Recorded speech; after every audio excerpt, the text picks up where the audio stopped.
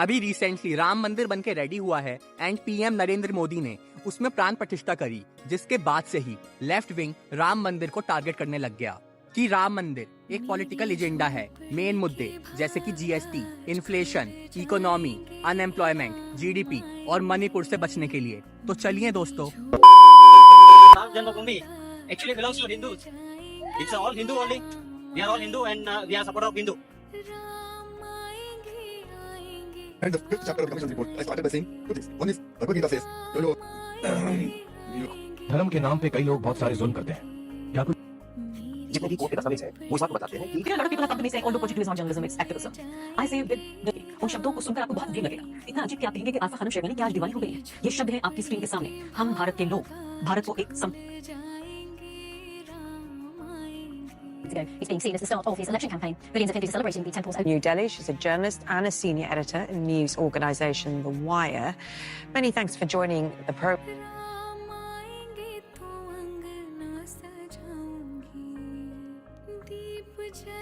We are Indians. We are Indians. Of course, हमारे लिए धर्म और मत से ऊपर कुछ भी नहीं है और हम रामलला जी के घर की स्थापना के लिए उनकी प्रजा की बस्ती उजाड़ेंगे। मुबारक हो, गरीबों के आंसुओं से जलते दीपक तुझे मुबारक हो। हमारे गरीब तो खुश हैं, झूम रहे हैं, नाच रहे हैं और गा रहे हैं एंड सेलिब्रेट कर रहे हैं। शायद आप किसी और गरीब की बात कर रही हो।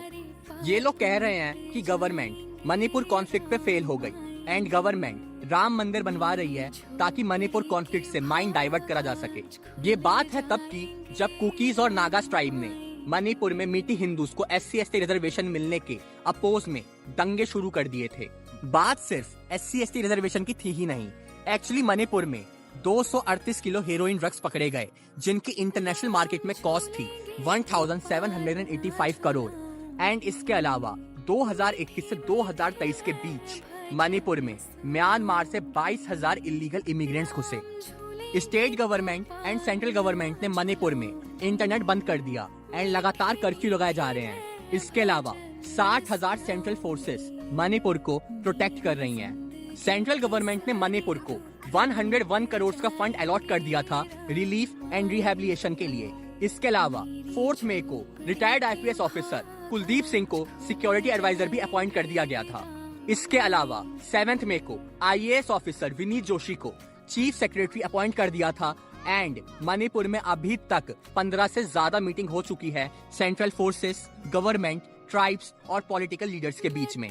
लेकिन सेंट्रल गवर्नमेंट कहाँ कुछ कर रही है। ऐसे ही ये दंगे थोड़ी ना कम हो गए मणिपुर में। एंड सरप्राइजिंगली ये दंगे कुकीज, मीटी और नागा ट्राइब ने शुरू करे, लेकिन टारगेट राम मंदिर को किया जा रहा है। लोग भूखे हैं फिर भी राम मंदिर बनवाया जा रहा है। सही कहा, लोग भूखमरी से मर रहे हैं। 2015 में जो इंडिया की एग्रीकल्चर प्रोडक्शन 73 मिलियन टन्स थी, वो 2023 में 330 मिलियन टन्स हो गई। एंड गरीबों के लिए ये गवर्नमेंट की कुछ पॉलिसीज एंड स्कीम्स हैं। एक बार आप लोग भी ट्राई कर लेना, क्या पता नंबर लग जाए। मुबारक हो, हिजाब में एग्जाम बंद करवा देने के बाद हर बच्चे से राम आएंगे गवाना, तुझे मुबारक हो। Schools, colleges and educational institutions में हिजाब हटा दिया, तो इसमें गलत क्या किया। वैसे तो कर्नाटक गवर्नमेंट ने इस डिसीजन को पावर में आते ही रिवर्स कर दिया, लेकिन एजुकेशनल इंस्टीट्यूशंस जहां डॉक्टर भीमराव अंबेडकर चाहते थे कि धर्म, जाति या अमीर गरीब के बेसिस पे डिस्क्रिमिनेशन ना हो, वहां एक रिलीजियस कपड़े पहनना ज्यादा इम्पोर्टेंट है या स्कूल यूनिफॉर्म। तेरा मंदिर, तेरे राम, तेरा ये भारत, तुझे मुबारक हो, क्योंकि मेरा मंदिर जरूरी नहीं मस्जिद टूट के बने। 1528 में मंदिर तोड़ के मस्जिद बनवाई गई थी and archaeological survey of India की रिसर्च में आर्कियोलॉजिकल एंड लिटरेरी सोर्सेस के 533 एविडेंसेस मिले। बीजेपी ने इसेंशियल आइटम्स पे GST लगा के आम आदमी को खत्म ही कर दिया है। दही, पेंसिल, नोटबुक, पेन और आटे पे भी GST लगा दिया। फॉर योर काइंड इन्फॉर्मेशन, दही, पेंसिल, आटे एंड नोटबुक पे पहले भी GST था, जिसे state government excise duty and value added tax के फॉर्म में लिया करती थी। रेस्टोरेंट में पहले 15% का वैट था, जो अभी के टाइम में सिर्फ 5% GST है। एंड आटे पे 5% GST है, लेकिन आटे की एक्चुअल कॉस्ट कितनी होती है? 18 से 35 रुपए, जिसका 5% कितना होगा? 900 पैसे से 1.5 रुपए। दोस्तों, 2014 से 1947 तक इंडिया की इकोनॉमी $1 ट्रिलियन थी। 2014 से 2022 तक $3 ट्रिलियन। एंड CEBR की रिपोर्ट के अकॉर्डिंग 2035 तक 10 ट्रिलियन डॉलर्स हो जाएगी एंड 2050 से 2060 तक 33 ट्रिलियन डॉलर्स। दोस्तों, इंडिया में अनएम्प्लॉयमेंट बढ़ गया है दोस्तों, लोगों के पास काम नहीं है दोस्तों, लोग अपना गुजारा कैसे करेंगे दोस्तों, लोग दोस्तों कहकर आपका काटते रहते हैं दोस्तों। 2011 में इंडिया का अनएम्प्लॉयमेंट रेट 8.17% था, जो 2019 में 6.51% हो गया, लेकिन कोरोना के बाद फिर से 8.57% हो गया। लेकिन अनएम्प्लॉयमेंट के लिए ना तो कांग्रेस जिम्मेदार थी, ना ही बीजेपी। ग्रोइंग टेक्नोलॉजी के आने से, मशीन के आने से लेबर वर्क कम हो रहा है एंड एआई के आने से कंप्यूटर वर्क कम हो रहा है। अब जब तक लोग स्किल सेट डेवलप नहीं करेंगे, सिर्फ डिग्री के बेसिस पे जॉब मांगेंगे, तब तक कैसे दूर होगी बेरोजगारी। बीजेपी ने सब कुछ महंगा कर दिया दोस्तों, लोगों का दम निकला जा रहा है दोस्तों। लेकिन दोस्तों, 2006 में इंडिया का इन्फ्लेशन रेट 5.8% था, 2007 में 6.37%, 2008 में 8.35%, 2009 में 10.9% और 2010 में 12% था दोस्तों, और अभी कितना है 5.69%।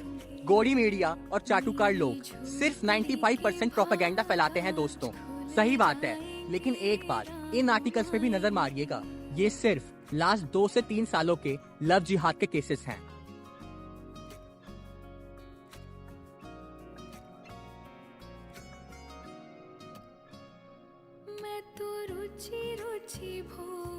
और दोस्तों, राम मंदिर को बनाने में ना तो गवर्नमेंट का एक पैसा यूज हुआ है और ना ही डोनेशन का पैसा यूज हुआ है, तो फिर ये पैसा आया कहां से?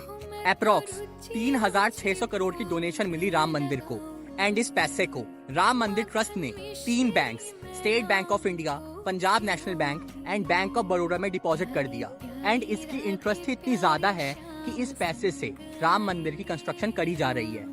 अब एक आरोप ये भी लगाया जा रहा है राम मंदिर पे कि राम मंदिर के लिए जो 13 किलोमीटर की रोड स्ट्रेच करी गई, उसमें 4,500 लोगों के घर और दुकानें चली गई एंड उन्हें मुआवजा भी नहीं दिया गया। इन 4,500 लोगों के घर और दुकानें जरूर गई है, लेकिन इन 4,500 लोगों को प्रॉपर कंपनसेशन दिया गया है एंड दिया जा रहा है। अभी तक टोटल 100 करोड़ से ज्यादा कंपनसेशन दे दी गई है। इसके अलावा इन्हें दूसरी जगह पे जमीन भी दी जा रही है। And now I request to Indian government कि जिन लोगों को उन्हें मिला हुआ कंपनसेशन कम लग रहा है, एटलीस्ट एक बार उनकी बात सुनिए एंड अगर उनकी डिमांड रीजनेबल है, सही है, तो उन्हें उनका कंपनसेशन मिलना चाहिए। राम मंदिर एक पॉलिटिकल एजेंडा के लिए बनाया जा रहा है, बिल्कुल सही बात है। राजीव गांधी ने शाह बानो केस के बाद एक पर्टिकुलर कम्युनिटी अपनी तरफ कर ली एंड 1986 में बाबरी मस्जिद के ताले हटवा के हिंदुओं का ट्रस्ट भी जीत लिया। 1990 में मुलायम सिंह यादव ने अपीसमेंट के लिए राम भक्तों पर गोलियां चलवा दी एंड राम मंदिर पे पॉलिटिक्स अब की जा रही है। क्या बात है यार। इसके अलावा ये तो सिर्फ वो टॉपिक्स हैं जिनको लेकर गवर्नमेंट को राम मंदिर के ऊपर टारगेट किया जा रहा है। एंड इसके अलावा अभी रिसेंटली ज्ञानवापी मस्जिद केस पे आर्कियोलॉजिकल सर्वे ऑफ इंडिया ने भी अपनी रिपोर्ट पब्लिक कर दी, जिसमें पिलर्स के ऊपर 34 हिंदू इंस्क्रिप्शंस मिले और बताया गया कि ज्ञानवापी मस्जिद की जगह एक भव्य हिंदू मंदिर था। दोस्तों, अब लेफ्ट विंग फिर से जेलस होने वाली है, तो सोचा कुछ डेटा टाइम पास के लिए बताते चलूं। चलिए दोस्तों, आज के लिए बस इतना ही। ये वीडियो 1.5 मिनट में भी बन सकती थी, लेकिन ऐसे टॉपिक्स डिटेल्स में प्रॉपर डेटा के साथ बताना जरूरी होता है। अगर ये वीडियो पसंद आई हो तो 3 लोगों को शेयर करना और उन्हें कहना वो आगे 3 लोगों को शेयर करें। और ये एक छोटा सा बटन होता है जिसको दबाने से आपका और मेरा, हम दोनों के नंबर्स बढ़ जाते हैं।